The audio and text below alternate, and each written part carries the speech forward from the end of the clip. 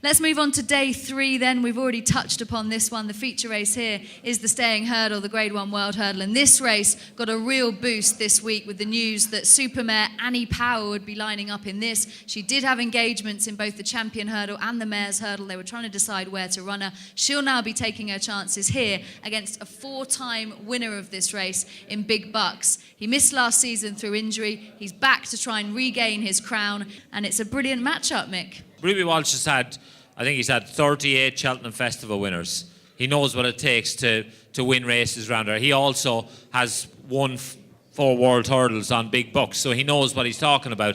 He says any gelding, not Big Bucks or any other horse, any gelding will struggle to give Annie Power £7. So that brings in a host of horses. And for me, I think Annie Power runs, Annie Power wins, and I think she'll be impressive. I think Big Bucks, he's got a bit to find on the Big Bucks of old. He was beaten by a horse that was rated 143, I think, in Knockara Bow last time. He will definitely improve, of that there's no doubt, but will he improve enough? And at the age he's at, you have to say probably not. I just think Annie Power is on an upward curve. For me, the only concern you've got is the fact that she stays, but everything about her looks like she will stay. Previous winners usually have won over the 3-mile trip before. She's trying it for the first time. That would be the obvious. I won the race on Bacchanal. He'd never run over 3 miles prior to running in the World Hurdle, and he won.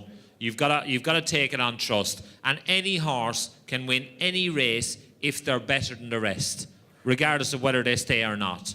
And for me, I think Annie Power is just better than the rest of them. And I think she probably won't have to stay as well as the others. I just think she's better than them.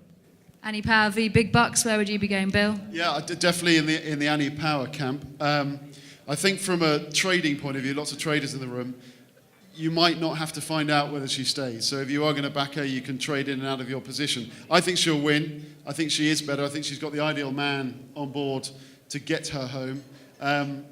Just look, the biggest issue with Annie Power is how she behaves in the preliminaries, how she goes down. There's no value in backing her now at 13-8. She'll probably be 5-4 in the morning if Willie Mullins has had a good day. But she could drift back out to 7-4, 15-8. If she's upset and she's all fizzy, is this word they all use, at Cheltenham, back her again when she's down at the start. If she jumps with them at 9-4, she could drift back out. I mean, that's the nature of it. So there's no value backing her now.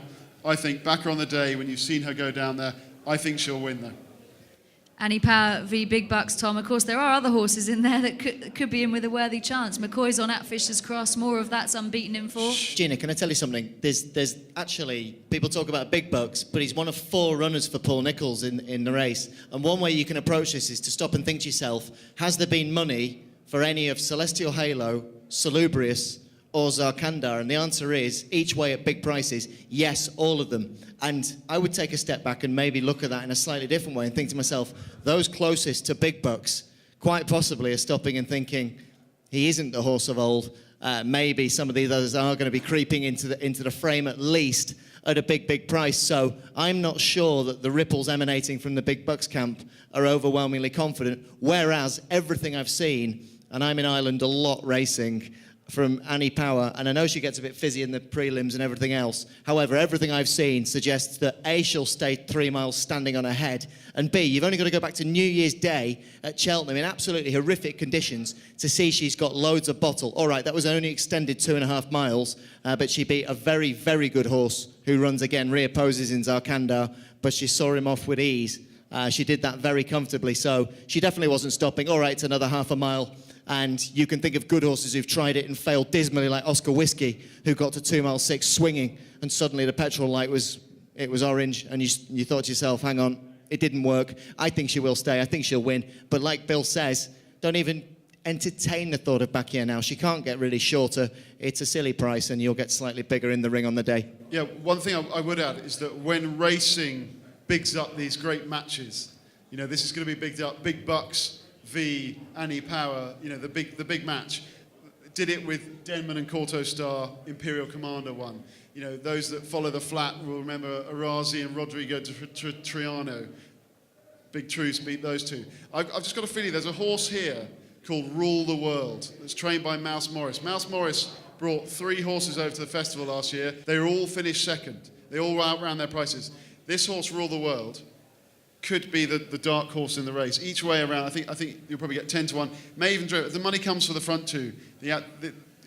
It could easily drift out further. I think it's a good each way bet against the front 2, and I wouldn't be shocked if it won. Yeah, second at the festival last year to the new one. So if the new one wins the champion hurdle on Tuesday, then get stuck in to Rule the World in this. Mick, A.P. McCoy had a tough decision to make in this race beyond the top 2. He had to pick between At Fisher's Cross and more of that. He's gone for At Fisher's Cross. Has he made the right decision? I think so. He's gone on ability. The trouble with At Fisher's Cross is, it's well documented, he's had quite a lot of problems with his hocks and whatnot. And if he jumps well, he's got a chance. He's a very impressive winner of the Albert Bartlett last year. But I think he's got a little bit to find on the book with the others, you know. So for me, I think it's a lot easier to make the decision, Gina, as a jockey when you're choosing between one that you think could finish 3rd or 4th, as opposed to one that you think will win. And I think, you know, for me, it could be a little bit that way. I think more of that is he's an improving horse. I just think that they've pitched him in right at the deep end. So John Joe obviously feels that he's worthy of his running the race. And for me, I think that's significant. John Joe he's not a Don Quixote. He doesn't tilt at windmills unnecessarily, you know. So I think it's significant that he's let more of that take its chance. And I also wouldn't be surprised if he pulled it out and went to Aintree. You know, I don't think it's a certain runner necessarily. Yeah, he's only had 4 starts, progressive horse. Definitely one to keep an eye on for the future anyway. But it's Annie Power to beat the boys in the World Hurdle.